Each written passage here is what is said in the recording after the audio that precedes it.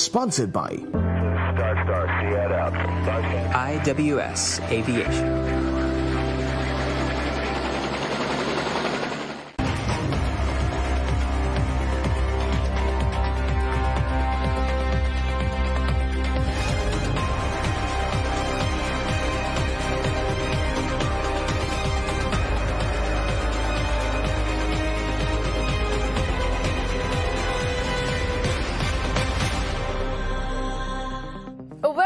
And a warm welcome to State of Business on Art Television. I'm Shainalia. Let's have a look at the headlines first.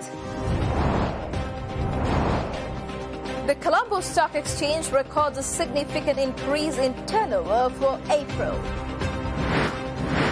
Tourist arrivals down by 9% in April, Sri Lanka Tourism Development Authority says. News in detail.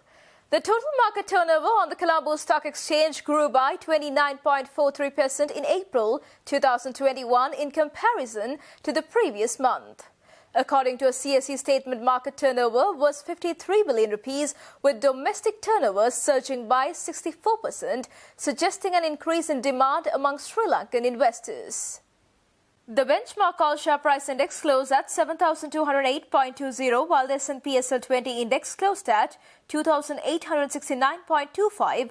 The average number of transactions closed at 22,037, and the market capitalization stood at 3.2 trillion rupees during the month. With the debt issuance of the Ceylon Electricity Board and the initial public offering of Criswold Limited on the Empower Board, the primary sector has seen increase in capital raising. On the first day, all issuance were oversubscribed, raising 20 billion rupees and 56.25 million rupees respectively. Windforce Limited was listed on the CSE in April, and the company obtained a total foreign investment of 531 million rupees on the first day of trading.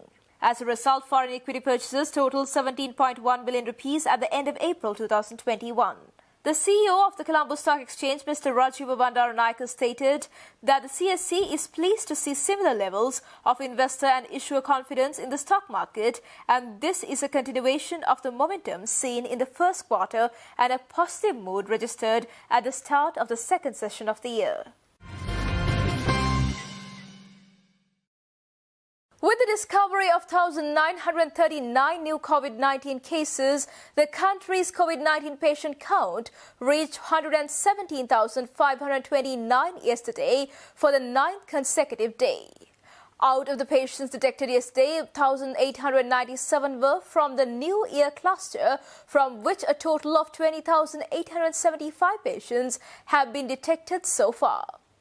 According to Health Promotion Bureau statistics, more than 16,720 people are under treatment for COVID-19 at the hospitals in Sri Lanka, with 100,885 being the cumulative number of COVID-19 cases recovered and discharged in Sri Lanka.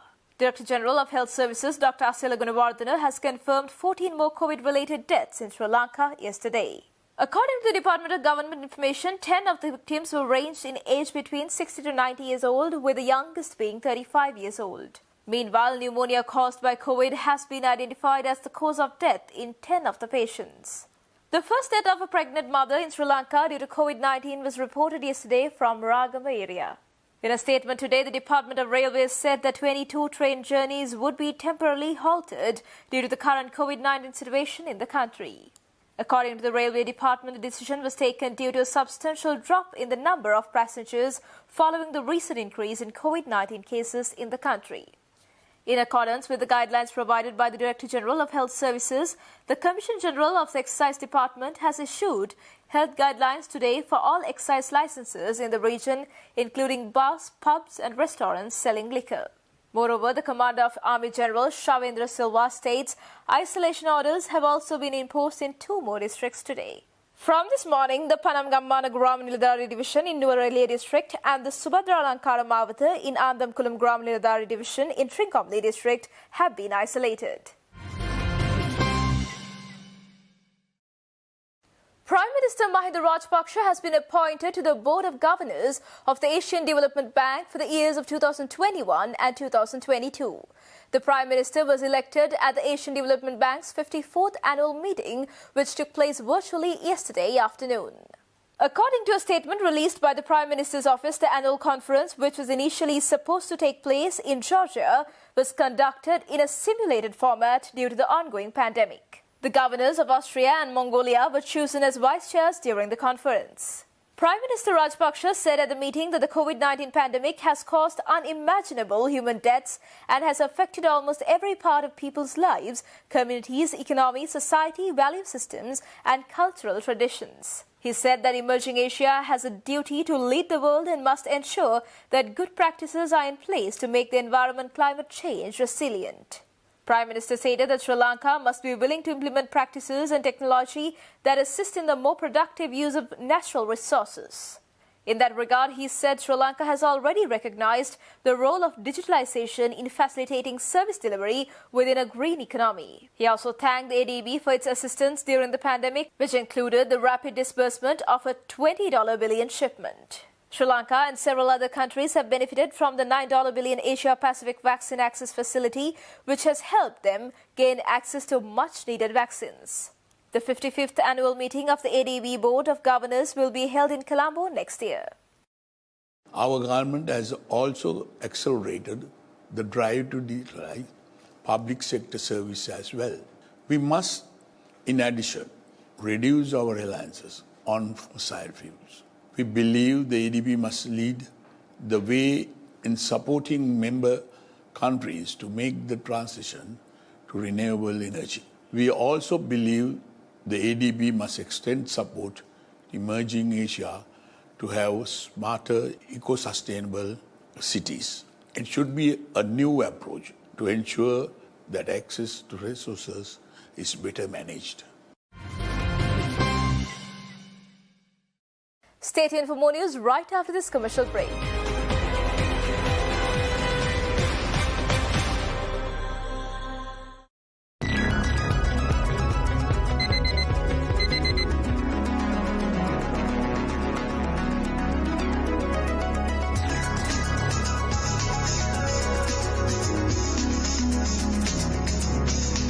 News, views, highlights, updates and opinions. This is Wake Up With Us.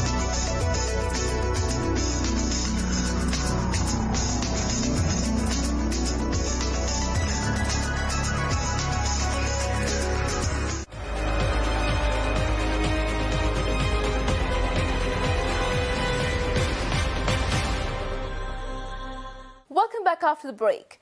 Opposition MP M.S. Sumandiran yesterday stressed that even after 1.5 years from a fatal pandemic, the country has so far no proper laws to tackle the situation. Addressing the parliament, the parliamentarian also said that the government has also neglected to respect a private member's bill by an opposition MP over the subject.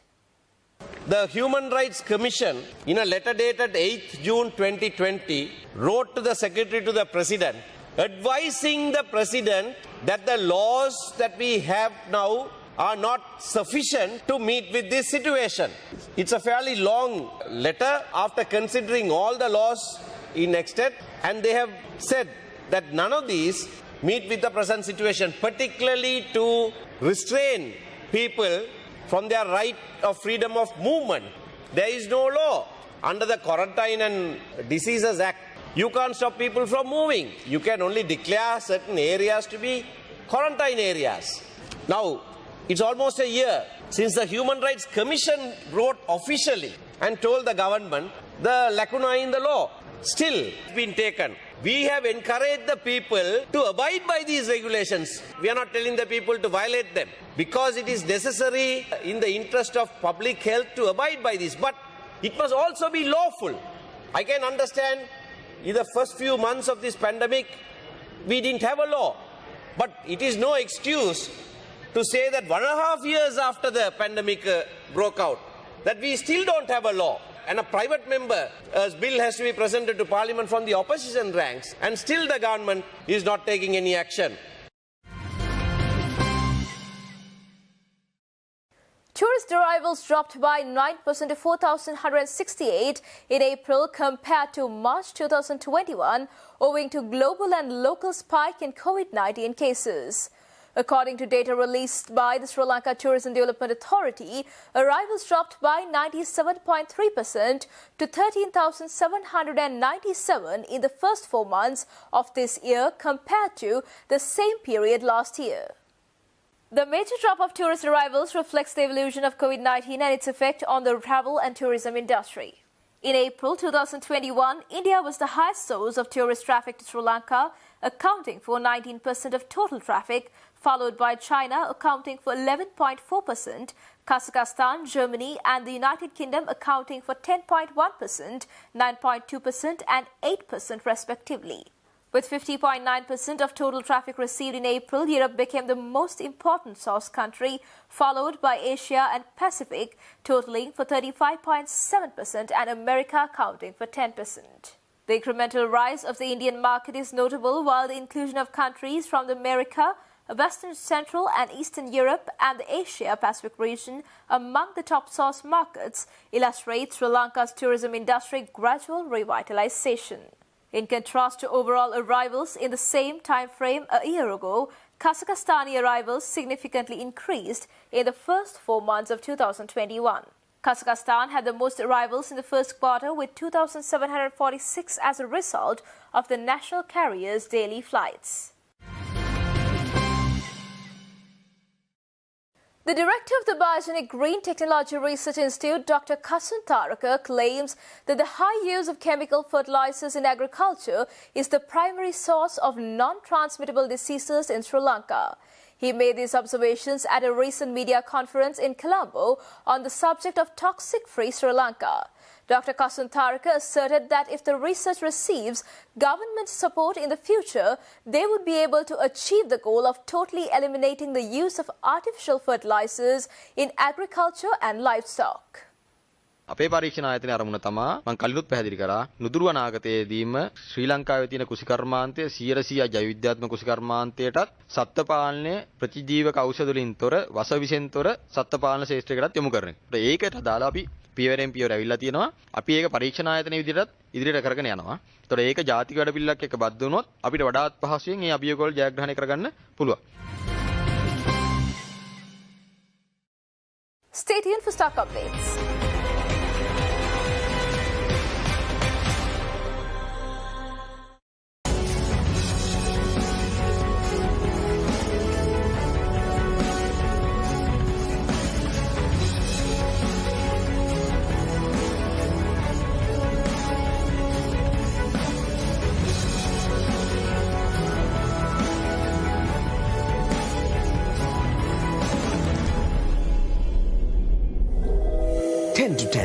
Sponsored by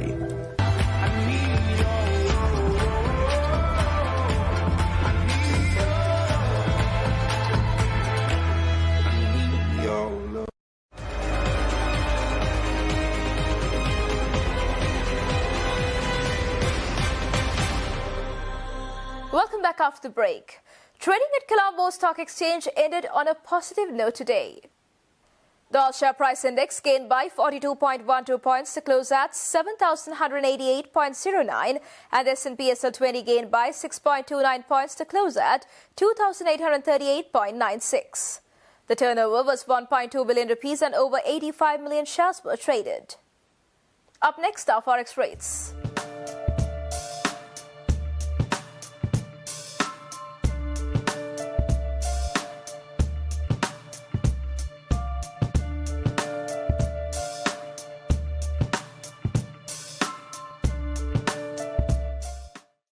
And that's all news for today. See you tomorrow with State of Business at the usual time. Until then, take care and good night.